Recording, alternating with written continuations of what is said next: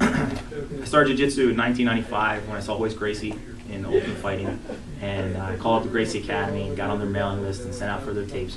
And I grew up in Tribus. You know, I was going to high school, Ben Salem, and I was doing Taekwondo at the time, and I was wrestling camps, and it just made a lot of sense to me to do grappling and ground fighting. And when Royce won Ultimate Fighting 1 and 2, I was like, that's perfect. That's exactly what I want to do.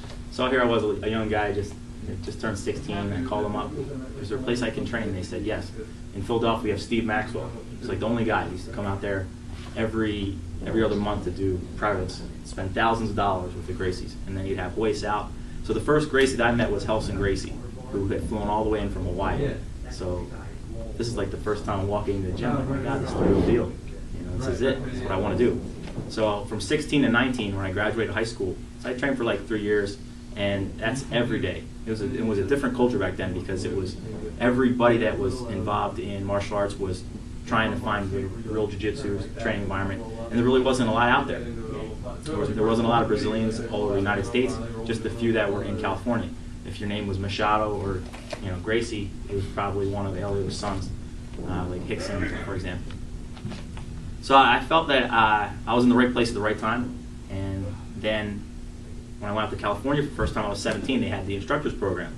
And I go, this is perfect for me. I can graduate high school, go out there and build the California dream and do jiu-jitsu and learn how to teach it, because that was my objective. I always wanted to become a good teacher at jiu-jitsu because, just because of the quality at the time. There was like people just teaching all kinds of stuff, and it was, to myself, I thought it was sort of sloppy, people coming up. So I wanted to do everything the right way, and I spent 2 years out in California with Horion and Royce Gracie and then their sons, and just learning to become a jiu-jitsu instructor under the Gracie method. And this is where I had spent a lot of time with Elio, because he would come from Brazil and do semi-privates with us. So then I got, being at that environment was very, I would say now, traditional Brazilian Jiu-Jitsu, or Elio Gracie's approach, where it's, take your time, don't force anything, try to wear the bigger, stronger guy down, be more defensive. So it was like a certain mindset compared to what was going on in Brazil at the time. And so when I'm out there surfing and running around, I figure I got to go to college now. So I came back to Westchester University, and this is where I kind of started here at the barn here. And I went down to Brazil and I saw a whole different jiu-jitsu. Like the competition, the guys were, guys like, I was influenced by like Saulo Barrio, who was, Royce Gracie black belt. He knew like Elio's approach, but then he also knew the modern approach. And I was like, well, I want to be like him, because he's answering a lot of questions that I had at this time. So once you go down to Brazil, your mindset and your vision of jiu-jitsu changes.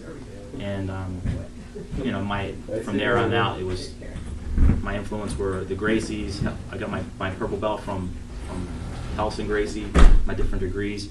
And then my team at the time, they had changed affiliations with Saulo and that brand of jiu-jitsu. So I got a lot of training with him and Sanji and Pages Libre. So when I get my brown belt, I wanted to move back to California after I graduated college. And I went to San Diego and met Rodrigo Monderos for the summer. And he's like, how's everything going?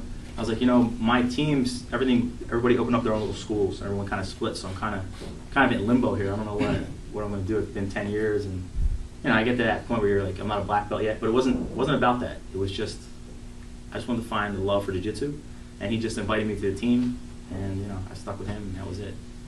So I've been with him since 2004. I just had the new year.